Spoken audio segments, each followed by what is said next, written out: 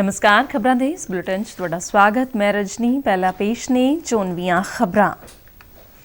प्रधानमंत्री नरेंद्र मोदी ने विकसित भारत संकल्प यात्रा के लाभार्थियों नाल कीती गलबात। कहा समाज के हरेक व्यक्ति तक सरकारी योजनावां दा लाभ पहुंचाउणा सरकार दा मुख टीचा।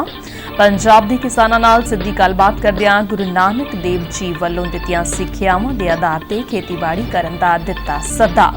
किसानां ने भी कल्याणकारी योजनावां लई प्रधानमंत्री दा कीता धन्नवाद। रक्षा मंत्री राजनाथ सिंह ने जम्मू कश्मीर अते लद्दाख विच 4 होर NCC इकाइयां बनाउण दी तजवीज़ नूं दित्ती मंजूरी। भारतीय रेलवे ने साल 2023 दौरान 6577 किलोमीटर रेलवे दे बिजलीकरण दा काम कीता मुकम्मल।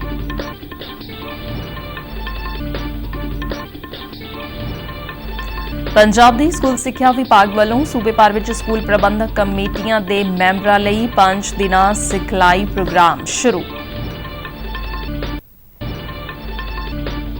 पंजाब पुलिस वालों चलाए गए नशा विरोधी अभियान दौरान वड्डी मात्रा विच नशीले पदार्थ बरामद। पंजाब समेत उत्तरी भारत विच सीत लहर ने फड़िया जोर, आम जनजीवन होया प्रभावित। हुण खबरां विस्तार नाल। प्रधानमंत्री नरेंद्र मोदी ने कहा कि विकसित भारत संकल्प यात्रा का सब तो वड्डा मकसद है कि कोई हकदार सरकारी योजनावां तो वांझा ना रहे। प्रधानमंत्री वीडियो कॉन्फ्रेंसिंग के जरिए विकसित भारत संकल्प यात्रा के लाभार्थियों नाल संवाद कर रहे सन। उन्होंने कहा कि इस यात्रा ने 2 दिन पहला 50 दिन मुकम्मल कीते ने ते इस नाल 11 करोड़ लोगों का जुड़ना अपने आप विच इह दर्शाउंदा है कि लोग इस नूं किन्ना हुंगारा दे रहे ने। उन्होंने कहा कि 12 लाख लोगों ने नवीं उज्जवला कनैक्शन लई अप्लाई कीता है ते 2 करोड़ तो वध लोगों का हुण तक मैडिकल चैकअप किया जा चुका है। प्रधानमंत्री ने कहा कि देश विच ही नहीं दुनिया विच मोदी की गारंटी की चर्चा हो रही है। सभी देशवासियों को आदरपूर्वक मेरा नमस्कार।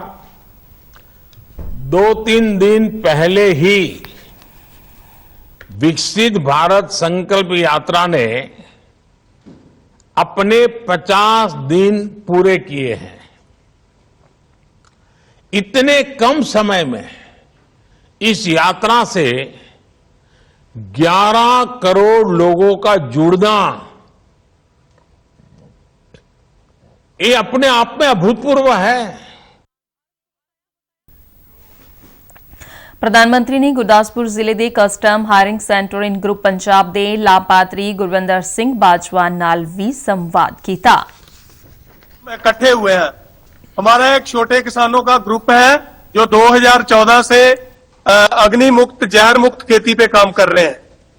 तो क्योंकि हम सारे फसली अवशेष को जमीन में रखना चाहते थे तो टेक्नोलॉजी अवेलेबल नहीं थी, और जो आपकी सरकार की योजना आई है वहां से जब हमें मशीनरी मिली है तकरीबन 25 लाख की, उस पे हमें 10 लाख का सब्सिडी मिला। उसके इतने ज्यादा फायदे हुए सर। सबसे पहला फायदा यह है कि हम लोग इकट्ठे हुए उसको लेने के लिए। दूसरा, हमारी जो कर्जे के नीचे आने से बच गए हम।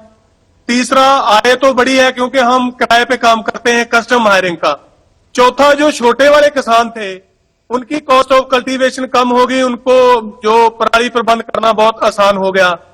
पांचवा, ये जो अच्छी खेती कार्रवाइयां हैं ये पर्यावरण के पक्ष में गई, उससे ज्यादा कहीं हमारी जमीन के पक्ष में गई है। हमारी जो जमीन का जैविक मादा है वो बढ़ गया है। उसकी वजह से जो फर्टिलाइजर थे उनकी जो जरूरत थी वो पहले से कम हो रही है।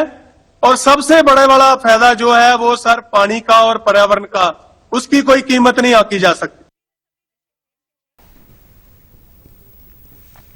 गुरविंदर सिंह बाजवा ने प्रधानमंत्री मोदी नाल हुई गलबात ते खुशी दा प्रगटावा कीता ते इस लई उन्हां दा धन्नवाद भी कीता।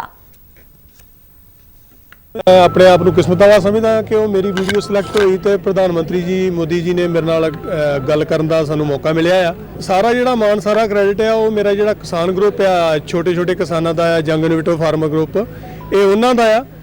उन्हां दी ही गल कीती सीगी, उन्हां बारे ही अज गल करन दा मौका मिलिया। और असी 2014 तो अग मुक्त, जहर मुक्त, झोना मुक्त, कद्दू मुक्त खेती ते काम कर रहे हैं। ਇਸ ਮੌਕੇ ਤੇ ਭਾਜਪਾ ਨੇਤਾ ਰਾਕੇਸ਼ ਰਾਠੌੜ ਨੇ ਸੰਕਲਪ ਯਾਤਰਾ ਤਹਿਤ ਪ੍ਰਧਾਨ ਮੰਤਰੀ ਵੱਲੋਂ ਲੋਕਾਂ ਲਈ ਸ਼ੁਰੂ ਕੀਤੀਆਂ ਗਈਆਂ ਵੱਖ-ਵੱਖ ਯੋਜਨਾਵਾਂ ਦਾ ਲਾਭ ਲੈਣ ਲਈ ਅਪੀਲ ਕੀਤੀ। लाभार्थियों के साथ जो बात करी उसका बहुत अच्छा प्रभाव गया और उन्होंने बड़े अच्छे तरीके से यहाँ पे इस गांव में भी लाभार्थी जो थे हमारे उनके साथ बातचीत करी है। इसका बहुत बड़ा एक स्वरूप जो है पूरे देश में बन रहा है। नरेंद्र मोदी जी का एक सपना कि हम समाज के उस व्यक्ति तक पहुँचें जो छोर के अंतिम जगह पे बैठा हुआ है और अंतिम छोर पे बैठा हुआ है, उस व्यक्ति तक भी पहुँच कर सकें और उनको लाभ जो हैं वो मिल सकें।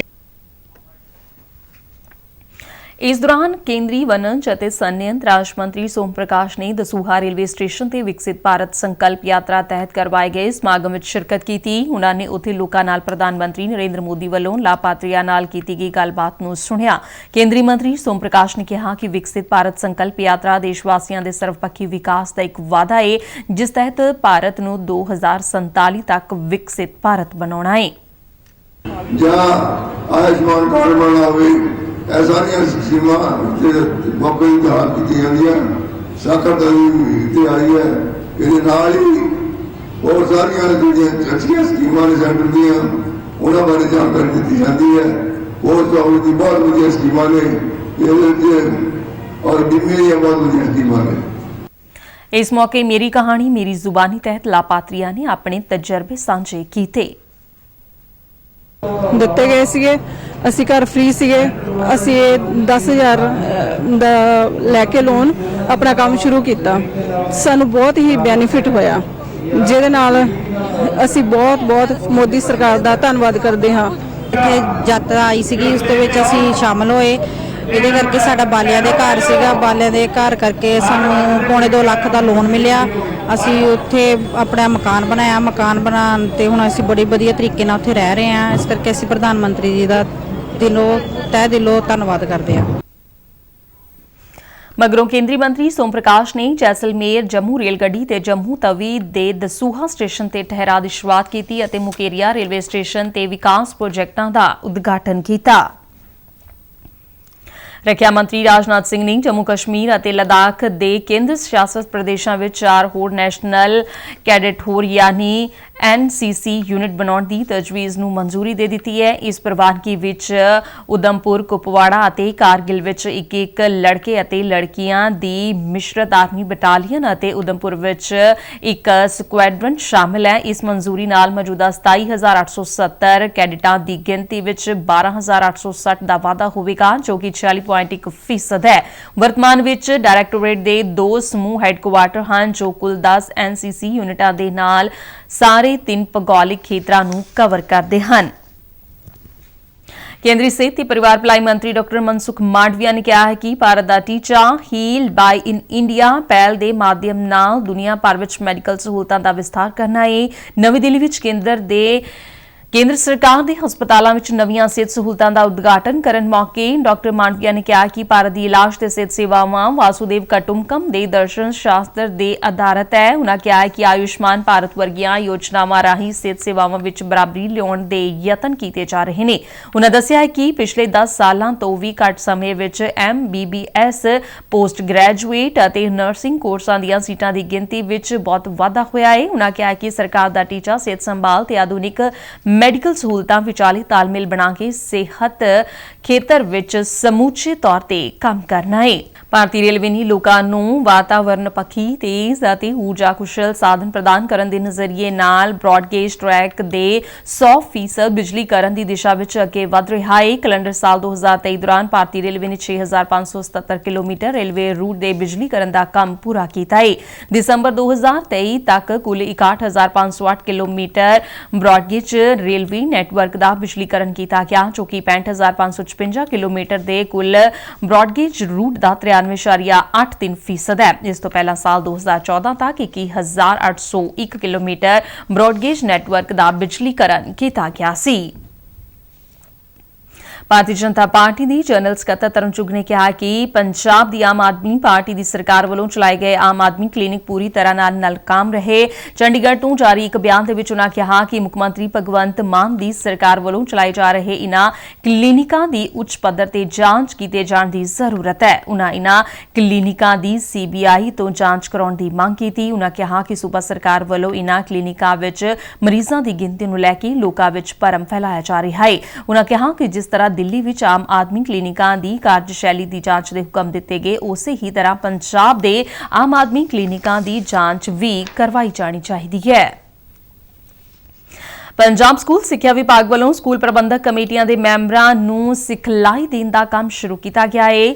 ਸਿੱਖਿਆ ਵਿਭਾਗ ਦੇ ਸਕੱਤਰ ਕਮਲ ਕਿਸ਼ੋਰ ਯਾਦਵ ਦੀ ਅਗਵਾਈ ਹੇਠ ਇਹ ਸਿਖਲਾਈ ਸੂਬੇ ਦੇ 117 ਸਕੂਲ ਆਫ ਐਮੀਨੈਂਸ, 10 ਮੈਰੀਟੋਰੀਅਸ ਸਕੂਲਾਂ ਅਤੇ 8 ਸੀਨੀਅਰ ਸੈਕੰਡਰੀ ਗਰਲਸ ਸਕੂਲਾਂ ਦੀਆਂ ਸਕੂਲ ਪ੍ਰਬੰਧਕ ਕਮੇਟੀਆਂ ਲਈ ਸ਼ੁਰੂ ਕੀਤੀ ਗਈ ਹੈ, ਜੋ 12 ਜਨਵਰੀ ਤੱਕ ਚੱਲੇਗੀ। ਇਸ ਸਮਰੱਥਾ ਨਿਰਮਾਣ ਸੈਸ਼ਨ ਸੂਬੇ ਦੇ 145 ਸਕੂਲਾਂ ਵਿੱਚ 600 ਤੋਂ ਵੱਧ ਸਕੂਲ ਪ੍ਰਬੰਧਕ ਕਮੇਟੀਆਂ ਦੇ ਮੈਂਬਰਾਂ ਲਈ ਕਰਵਾਏ ਜਾਣਗੇ ਤੇ 2,80,000 ਮੈਂਬਰਾਂ ਨੂੰ ਸਿਖਲਾਈ ਦਿੱਤੀ ਜਾਵੇਗੀ। ਇਸ ਸਿਖਲਾਈ ਦਾ ਉਦੇਸ਼ ਸੂਬੇ ਵਿੱਚ ਸਿੱਖਿਆ ਦੇ ਮਿਆਰ ਨੂੰ ਉੱਚਾ ਕਰਨਾ ਹੈ।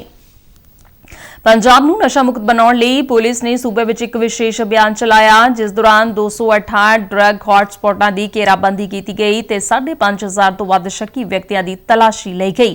ਵਧੀਕ DGP ਅਰਪਿਤ ਸ਼ੁਕਲਾ ਨੇ ਦੱਸਿਆ ਕਿ ਇਸ ਦੌਰਾਨ ਪੰਜਾਬ ਦੇ ਸਾਰੇ 22 ਜ਼ਿਲ੍ਹਿਆਂ ਵਿੱਚ ਚਲਾਏ ਗਏ ਤਲਾਸ਼ੀ ਅਭਿਆਨ ਦੌਰਾਨ ਵੱਡੀ ਮਾਤਰਾ ਵਿੱਚ ਨਸ਼ੀਲੇ ਪਦਾਰਥ 6,80,000 ਤੋਂ ਵੱਧ ਦੀ ਡਰੱਗ ਮਨੀ ਬਰਾਮਦ ਕੀਤੀ ਗਈ ਹੈ। ਉਨ੍ਹਾਂ ਦੱਸਿਆ ਕਿ 48 ਵਿਅਕਤੀਆਂ ਨੂੰ ਨਸ਼ਾ ਵਿਰੋਧੀ ਅਭਿਆਨ ਤਹਿਤ ਗ੍ਰਿਫਤਾਰ ਕੀਤਾ ਗਿਆ ਹੈ ਤੇ 21 ਭਗੌੜਿਆਂ ਨੂੰ ਵੀ ਕਾਬੂ ਕੀਤਾ ਗਿਆ ਹੈ।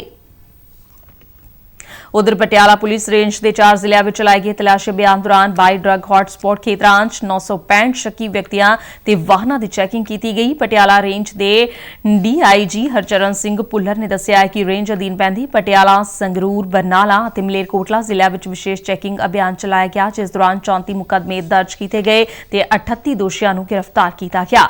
ਉਨ੍ਹਾਂ ਦੱਸਿਆ ਕਿ ਇਨ੍ਹਾਂ ਕੋਲੋਂ ਵੱਡੀ ਮਾਤਰਾ ਵਿੱਚ ਨਸ਼ੀਲੇ ਪਦਾਰਥ ਅਤੇ 1.25 ਲੱਖ ਰੁਪਏ ਦੀ ਡਰੱਗ ਮਨੀ ਬਰਾਮਦ ਕੀਤੀ ਗਈ ਹੈ। ਭਾਰਤੀ ਨਿਸ਼ਾਨੇਬਾਜ਼ਾਂ ਨੇ ਜਕਾਰਤਾ ਵਿੱਚ ਏਸ਼ੀਅਨ ਓਲੰਪਿਕ ਕੁਆਲੀਫਾਇਰ 'ਚ ਪੁਰਸ਼ਾਂ ਦੇ 10 ਮੀਟਰ 에ਅਰ ਪਿਸਟਲ ਟੀਮ ਮੁਕਾਬਲੇ ਵਿੱਚ ਸੋਨ ਤਮਗਾ ਹਾਸਲ ਕਰਦਿਆਂ ਸ਼ਾਨਦਾਰ ਸ਼ੁਰੂਆਤ ਕੀਤੀ ਹੈ। ਵਰੁਣ ਤੋਮਰ, ਅਰਜੁਨ ਸਿੰਘ ਚੀਮਾ ਅਤੇ ਉਜਵਲ ਮਲਿਕ ਦੀ ਭਾਰਤੀ ਟੀਮ ਨੇ ਸਿਖਰ ਤੇ ਰਹਿਣ ਲਈ ਕੁੱਲ 1,740 ਅੰਕ ਹਾਸਲ ਕੀਤੇ। ਈਰਾਨ ਨੇ ਚਾਂਦੀ, ਕੋਰੀਆ ਨੇ ਕਾਂਸੇ ਦਾ ਤਗਮਾ ਜਿੱਤਿਆ। ਵਰੁਣ ਤੇ ਅਰਜੁਨ ਨੇ ਵਿਅਕਤੀਗਤ ਫਾਈਨਲ ਵਿੱਚ ਵੀ ਥਾਂ ਬਣਾ ਲਈ ਹੈ। ਪੰਜਾਬ ਸਮੇਤ ਉੱਤਰੀ ਭਾਰਤ 'ਚ ਸੀਤ ਲਹਿਰ ਲਗਾਤਾਰ ਜਾਰੀ ਹੈ। ਸੀਤ ਲਹਿਰ ਚੱਲਣ ਨਾਲ ਕੜਾਕੇ ਦੀ ਠੰਡ ਨੇ ਵੀ ਜ਼ੋਰ ਫੜਨਾ ਸ਼ੁਰੂ ਕਰ ਦਿੱਤਾ ਹੈ। ਕੜਾਕੇ ਦੀ ਠੰਡ ਕਾਰਨ ਆਮ ਜਨਜੀਵਨ ਬੁਰੀ ਤਰ੍ਹਾਂ ਨਾਲ ਪ੍ਰਭਾਵਿਤ ਹੋਇਆ ਹੈ। ਮੌਸਮ ਵਿਭਾਗ ਨੇ ਅਗਲੇ ਕੁਝ ਦਿਨਾਂ ਤੱਕ ਸੀਤ ਲਹਿਰ ਚੱਲਣ ਦੀ ਸੰਭਾਵਨਾ ਜਤਾਈ ਹੈ। ਪੰਜਾਬ ਵਿੱਚ ਕੜਾਕੇ ਦੀ ਠੰਡ ਪੈਣ ਨਾਲ ਰਾਤ ਦੇ ਤਾਪਮਾਨ ਦੇ ਨਾਲ-ਨਾਲ ਦਿਨ ਦੇ ਤਾਪਮਾਨ ਵਿੱਚ ਵੀ ਕਾਫੀ ਗਿਰਾਵਟ ਦਰਜ ਕੀਤੀ ਗਈ ਹੈ। ਸੂਬੇ ਦੇ ਕਈ ਸ਼ਹਿਰਾਂ ਵਿੱਚ ਘੱਟੋ-ਘੱਟ ਤਾਪਮਾਨ 4 ਡਿਗਰੀ ਸੈਲਸੀਅਸ ਅਤੇ ਵੱਧ ਤੋਂ ਵੱਧ 16 ਡਿਗਰੀ ਸੈਲਸੀਅਸ ਦਰਜ ਕੀਤਾ ਗਿਆ ਹੈ। ਅੰਮ੍ਰਿਤਸਰ ਤੇ ਜਲੰਧਰ ਵਿੱਚ ਘੱਟੋ-ਘੱਟ ਤਾਪਮਾਨ 4 ਡਿਗਰੀ, ਬਠਿੰਡਾ ਤੇ ਲੁਧਿਆਣਾ ਵਿੱਚ 5 ਡਿਗਰੀ ਦਰਜ ਕੀਤਾ ਗਿਆ ਤੇ ਜਦਕਿ ਅੰਮ੍ਰਿਤਸਰ ਵਿੱਚ ਵੱਧ ਤੋਂ ਵੱਧ ਤਾਪਮਾਨ 15 ਡਿਗਰੀ, ਜਲੰਧਰ, ਬਠਿੰਡਾ ਤੇ ਲੁਧਿਆਣਾ ਵਿੱਚ 16 ਡਿਗਰੀ ਦਰਜ ਕੀਤਾ ਗਿਆ ਹੈ। ਖਬਰਾਂ ਦੇ ਬੁਲੇਟਿਨ ਸਾਡੇ ਦਰਸ਼ਕ RNU DDK ਜਲੰਧਰ ਦੇ YouTube ਚੈਨਲ, Facebook ਪੇਜ ਤੇ ਸੋਸ਼ਲ ਮੀਡੀਆ ਪਲੇਟਫਾਰਮ X ਤੇ ਵੀ ਦੇਖ ਸਕਦੇ ਨੇ। ਬੁਲੇਟਿਨ ਦੇ ਅਖੀਰ ਵਿੱਚ ਚੋਣਵੀਆਂ ਖਬਰਾਂ ਇੱਕ ਵਾਰ ਫਿਰ ਤੋਂ। ਪ੍ਰਧਾਨ ਮੰਤਰੀ ਨਰਿੰਦਰ ਮੋਦੀ ਨੇ ਵਿਕਸਿਤ ਭਾਰਤ ਸੰਕਲਪ ਯਾਤਰਾ ਦੇ ਲਾਭਪਾਤਰੀਆਂ ਨਾਲ ਕੀਤੀ ਗੱਲਬਾਤ। ਕਿਹਾ ਸਮਾਜ ਦੇ ਹਰੇਕ ਵਿਅਕਤੀ ਤੱਕ ਸਰਕਾਰੀ ਯੋਜਨਾਵਾਂ ਦਾ ਲਾਭ ਪਹੁੰਚਾਉਣਾ ਸਰਕਾਰ ਦਾ ਮੁੱਖ ਟੀਚਾ। ਪੰਜਾਬ ਦੇ ਕਿਸਾਨਾਂ ਨਾਲ ਸਿੱਧੀ ਗੱਲਬਾਤ ਕਰਦਿਆਂ ਗੁਰੂ ਨਾਨਕ ਦੇਵ ਜੀ ਵੱਲੋਂ ਦਿੱਤੀਆਂ ਸਿੱਖਿਆਵਾਂ ਦੇ ਆਧਾਰ ਤੇ ਖੇਤੀਬਾੜੀ ਕਰਨ ਦਾ ਦਿੱਤਾ ਸੱਦਾ। ਕਿਸਾਨਾਂ ਨੇ ਵੀ ਕਲਿਆਣਕਾਰੀ ਯੋਜਨਾਵਾਂ ਲਈ ਪ੍ਰਧਾਨ ਮੰਤਰੀ ਦਾ ਕੀਤਾ ਧੰਨਵਾਦ। ਰੱਖਿਆ ਮੰਤਰੀ ਰਾਜਨਾਥ ਸਿੰਘ ਨੇ ਜੰਮੂ ਕਸ਼ਮੀਰ ਤੇ ਲਦਾਖ ਵਿੱਚ 4 ਹੋਰ NCC ਇਕਾਈਆਂ ਬਣਾਉਣ ਦੀ ਤਜਵੀਜ਼ ਨੂੰ ਦਿੱਤੀ ਮਨਜ਼ੂਰੀ। ਭਾਰਤੀ ਰੇਲਵੇ ਨੇ ਸਾਲ 2023 ਦੌਰਾਨ 6,577 ਕਿਲੋਮੀਟਰ ਰੇਲਵੇ ਦੇ ਬਿਜਲੀਕਰਨ ਦਾ ਕੰਮ ਕੀਤਾ ਮੁਕੰਮਲ। ਪੰਜਾਬ ਦੇ ਸਕੂਲ ਸਿੱਖਿਆ ਵਿਭਾਗ ਵੱਲੋਂ ਸੂਬੇ ਭਰ ਵਿੱਚ ਸਕੂਲ ਪ੍ਰਬੰਧਕ ਕਮੇਟੀਆਂ ਦੇ ਮੈਂਬਰਾਂ ਲਈ 5 ਦਿਨਾਂ ਸਿਖਲਾਈ ਪ੍ਰੋਗਰਾਮ ਸ਼ੁਰੂ। ਪੰਜਾਬ ਪੁਲਿਸ ਵੱਲੋਂ ਚਲਾਏ ਗਏ ਨਸ਼ਾ ਵਿਰੋਧੀ ਅਭਿਆਨ ਦੌਰਾਨ ਵੱਡੀ ਮਾਤਰਾ ਵਿੱਚ ਨਸ਼ੀਲੇ ਪਦਾਰਥ ਬਰਾਮਦ। ਪੰਜਾਬ ਸਮੇਤ ਉੱਤਰੀ ਭਾਰਤ ਵਿੱਚ ਸੀਤ ਲਹਿਰ ਨੇ ਫੜਿਆ ਜ਼ੋਰ, ਆਮ ਜਨਜੀਵਨ ਹੋਇਆ ਪ੍ਰਭਾਵਿਤ। ਇਸ ਦੇ ਨਾਲ ਹੀ ਖਬਰਾਂ ਦਾ ਇਹ ਬੁਲੇਟਿਨ ਖਤਮ ਹੋਇਆ। ਦਿਓ ਆਗਿਆ। ਨਮਸਕਾਰ।